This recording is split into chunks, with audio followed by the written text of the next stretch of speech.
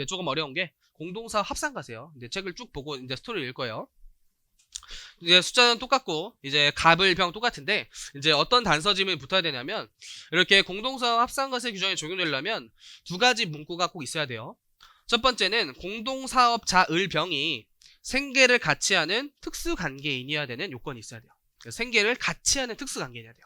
원래 특수관계인의 요건에 생계를 같이 할 것이라는 요건이 없어요. 그냥 가족이면 돼요, 가족. 근데 여기에 특수관계인에는 생계를 같이 하는 이란 문구가 있어야 돼요. 그래서 이제 합산가세라는 표현을 쓰는 거예요. 두 번째로는 손익 분배 비율을 거짓으로 정하는 등의 이제 대통령령으로 정하는 좀 사유들이 있었어야 돼요. 그래서 이 두 가지 사유일 때는 합산가세라는 규정이 적용이 될 것이다. 그럼 합산가세 규정이 적용되면 어떻게 되냐? 이제 공동사업장에서 발생한 사업소득금의 100을 아까는 손익 분배 비율에 따라 분배했지만 지금은 주된 공동사업자의 소득금액에 포함한다라고 배울 거예요. 그럼 주된 공동사업자는 누구냐면 갑이에요, 갑. 왜 갑이 주된 공동사업자냐면 손익 분배 비율이 가장 높죠. 손익 분배 비율이 가장 높은 자의 소득금액으로 이렇게 볼 거예요. 그래서 을의 사업소득도 없고 병의 이제 출자 공동사업자의 배당소득도 없고 모두 갑의 사업소득금액으로 본다요. 모두 사업소득금액으로 본다. 그래서 이렇게 공동사업 합산가세 하는 이유를 잘 기억하시면 돼요. 지금 갑이 을이랑 병이랑 이제 같이 살고 있는 가족이잖아요. 그럼 이제 짜고 칠 확률이 높아요. 특수관계인이어서. 그럼 왜 짜고 쳤냐? 갑한테 모두 이렇게 분배가 되면 아마 소득세의 최고세율 구간인 6에서 42%의 초과 누진세율을 부과할 확률이 높다라는 거예요. 그래서 을이랑 병 믿을 수 있는 이제 가족을 공동사업자로 투입시킨 다음에 일도 하지 않는데 이렇게 했다라고 이제 뻥카를 쳤다는 거예요. 뻥카를. 그럼 이제 과세관청은 이거 믿지 않겠다. 이거 거짓으로 정하고 생계를 같이 한 특수관계인이라면 본래대로 누진세를 부과해야지. 그래서 누진세를 부과하고자 이런 특수관계인의 소득금액은 주된 공동사업자의 소득금액으로 본다라고 했어요. 근데 주의하실 건 공동사업장에서 발생한 사업소득만 이런 합산가세 규정이 있지 공동사업장에서 발생한 이자소득은 별도의 합산가세 규정이 없어요. 그래서 여전히 이자는 각 손익분배 비율만큼 나와 있는 거예요. 공동사업장에 발생한 사업소득만 합산가세 규정이 있다. 이런 누진세를 회피하고자 이제 짜고 쳤을 때 다시 올바르게 바로 잡기 위한 규정이다라고 이해하세요.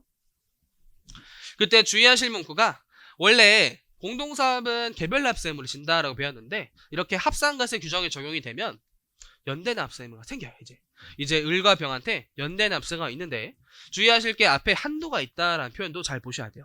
이제 공동사업 전체에 대해서 연대 납세를 지는 것이 아니라 손익 분배 비율에 해당하는 금액을 한도로 연대 납세를 진다라고 배울 거예요.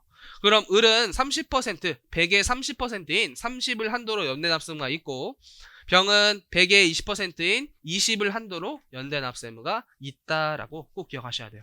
그래서 소득세에 연대납세 의무는 규정이 딱 두 가지밖에 안 나올 거예요. 첫 번째가 얘예요. 공동사업 합산가세 규정.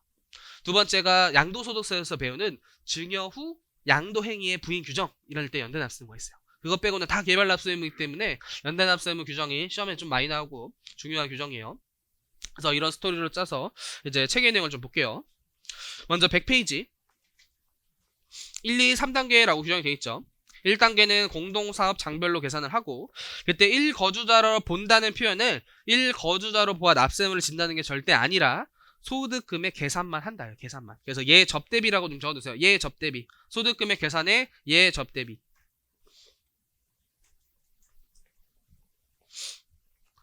그럼 기장 같은 것도 장부를 이제 기장할 때도 갑을병 세 가지 장부를 쓰는 게 아니라 하나만 쓰는 거예요. 기장도 그냥 딱 한 번만. 사업자 등록도 딱 한 번만 하는 거예요. 그리고 2단계 공동사업장에서 벌어들인 소득을 분배를 할 때 원칙은 약정된 손익 분배 비율에서 하고 만약 없으면 지분 비율에서 한다. 근데 특례 합산가세 규정 뒤에서 자세히 나올 것이고 3번에 납세 의무 그리고 계산이란 표현인데 공동사업자는 분배된 공동사업장 소득금액과 이제 자기가 다른 소득에서 벌어들인 소득이 있다면 그것까지 합산해서 개별 납세의무를 진다요. 개별적으로 5월에 종소세 신고를 해라. 그래서 개별 납세를 진다는 게 원칙이에요. 원칙. 그때 소득의 구분은 앞에서도 했죠. 이제 경영에 참여하고 이제 출자도 한 자를 업무 집행 공동사업자로 표현을 하고 이제 경영에 참여하지 않고 출자만 한 자로서 아래쪽에 다음에 해당하는 자까지 이제 제외함까지 꼭 보셔야 돼요. 성명 사용을 사용하게 한 자, 무한 책임을 부담하기로 약정한 자는 업무 집행 공동사업자로 분류하셔야 돼요.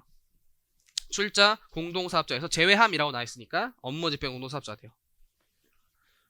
그래서 공동사업장에서 발생한 사업소득은 이제 분배를 했을 때 업무 집행 공동사업자한테는 사업소득으로 분류가 되고 출자 공동사업자한테는 이익 분배 성격이야. 이익 분배 성격. 그래서 배당 소득이야. 그리고 무조건 종합과세, 뭐 그로스업 제외, 2천만 원 판다시 제외 이런 것들 쭈루루루 생각하시면 좋을 것 같고 이외의 소득 대표적인 게 이자 소득이라고 예를 들었죠. 이자 소득 같은 건 그냥 소득 원천별로 별도로 구분을 하시는 거예요. 그때 1단계를 자세히 볼게요. 조문 표현인데 아래쪽에 장별로 계산을 할 때 이제 조문에 이렇게 적혀 있는 거예요. 사업소득이 발생하는 사업을 공동으로 경영하고 손익을 분배하는 공동사업, 출자 공동사업자에 포함해서 그 경우에는 해당 사업을 경영하는 공동사업자 1과주자로 보아 공동사업 장별로 계산한다 중요. 자별로 계산한다라면 하면 틀린 거예요. 공동사업 장별로 딱 한 번만 계산하자. 계산 편의상. 그래서 이번에도 내용이 잘 적혀 있어요. 계산만 장별로 한다는 것이지 공동사업장의 소득세를 과세한다는 의미는 아니다. 공동사업장이 납세의무를 지는 것은 아니다. 계산만 하는 것이다. 따라서 접대비한도 구할 때도 공동사업 자별로 계산하는 것이 아니라 장별로 딱 한도 계산 한 번만 하는 거예요. 그 다음 2단계 이제 이렇게 공동사업장에서 계산한 금액을 이제 약정된 손익분배에 비해서 분배되는데 그 두 번째 줄 끝에 표현에도 체크를 좀 하셔서 분배되었거나 분배될에 체크하세요. 분배될. 그래서 아직 분배하지 않았지만 이제 분배하기로 약속한 금액도 이제 각 공동사업자의 소득금액을 구성할 거예요. 그래서 수입시기가 과세기간 종료일이기 때문이에요. 수입시기가 과세기간 종료일. 그래서 20년도에 번 소득을 21년에 분배했다. 그거 20년도 소득이야. 20년도 소득. 분배 시점이 아니라 과세기간 종료일이에요. 과세기간 종료일. 분배될이에요. 분배될. 그래서 여기 5, 3, 2, 이자 25, 15, 12 PPT에 늘었던 숫자랑 똑같다라고 보시면 돼요. 공동사업장의 소득 100, 공동사업장에서 이자 소득 50이라고 하는데 100이랑 50이 나오는 그 사례까지도 좀 추가해서 넣은 거예요. 그리고 왼쪽 화살표 보시면 약정된 손익분배 비율에 따라 분배라고 적혀있는데 ABC가 5대 3대인데 AB는 업무집행 공동사업자고 C가 출자 공동사업자이기 때문에 사업소득을 분배받았을 때 배당 20이라고 분류가 돼 있죠. 지금 그림이. 그리고 마지막에 이제 3단계 분배된 소득금액을 자신의 다른 소득금액과 합산해서 5월에 종소세 신고를 하는데 A는 근로 100이 추가적으로 있었나봐요. 그것까지 포함해서 종합과세를 하면 되고 B는 연금소득이 100 있었나봐요. 그럼 이자가 2천만 원 이하이기 때문에 분리과세로 납세의무 종결. 나머지 소득은 종합과세예요. C 같은 경우에는 이자가 100 있었나봐요. 어차피 출배는 무조건 종합과세고 이자 1천만 원은 다른 이자 100이랑 합쳐져서 금융소득 2천만 원 초과하기 때문에 종합과세라고 적혀있는 거예요. 근데 이제 뒤쪽에 2점 합산과세 특례조항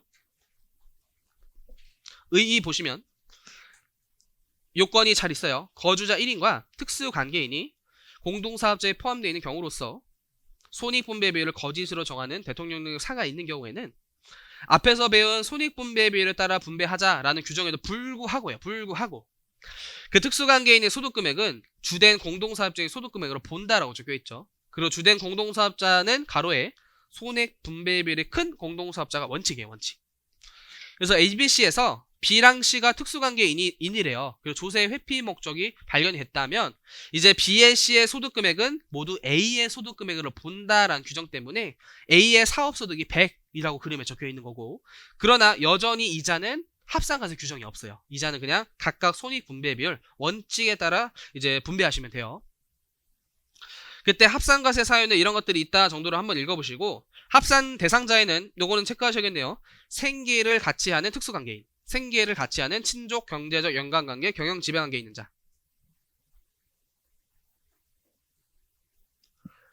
그리고 합산 대상 소득은 사업소득만 있는 것이지 이자나 배당 같은 소득은 그냥 사업소득 외 소득은 합산 대상이 아님이에요. 그래서 취지 자체는 이제 소득세 누진세율을 회피하고자 이제 합산과세를 적용한다라고 보시면 돼요.